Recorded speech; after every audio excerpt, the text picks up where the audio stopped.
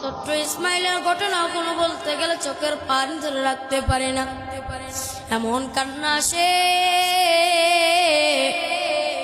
ও নবীর উম্মতরা সেখানে দল শুনিয়া নাও, ওই মায়ের নবী আমার ইব্রাহিম নবী যখন ইসমাইল নবীকে শোয়া দিলেন, ইসমাইল নবী বাবার কাছে ডাক দিয়া কই, বাবা আমার, আপনি আমার কুরবানি দেওয়ার সময় আমার চোখ দুইটা বাঁধিয়া দিবেন, যেন আপনার চোখের সাথে চোখ থাকে, যেন কোনো মায়া লাগে না।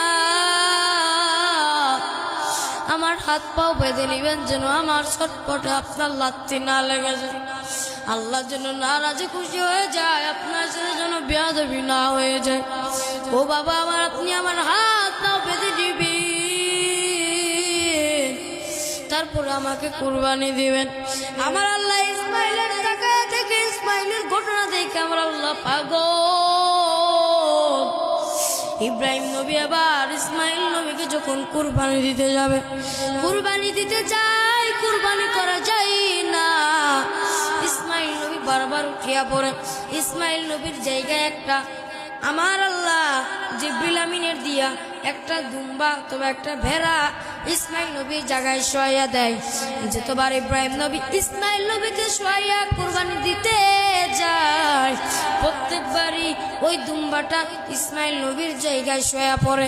ও নবীর উম্মতরা আশিকা দল, দেখো কেমন ইসমাইল, ছোট্ট ইসমাইল কেমন ছিল, আর ইব্রাহিম নবী কেমন পাগল ছিল আল্লাহ।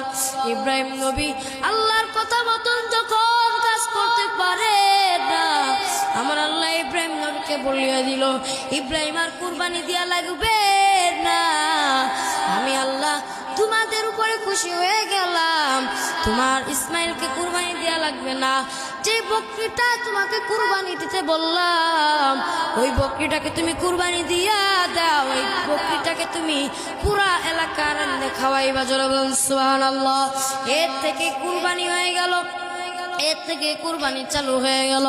ও নবীর উম্মতরা আশিকের দল, শুনিয়া নাও, দেখো ছোট্ট একটা ছোট্ট ইসমাইল যদি কুরবানির জন্য রেডি হয়ে যাইতে পারে, তুমি আমি কেন কোন আল্লাহর প্রতি কুরবানি হইতে পারবো না?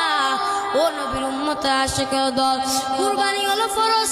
কুরবানি যাদের সামর্থ্য আছে যদি কুরবানি না করো, আমার আল্লাহ এই টাকা পয়সা তোমাদের কি জন্য দিল? তোমার সামর্থ্য থাকা সত্ত্বেও যদি কুরবানি না করো,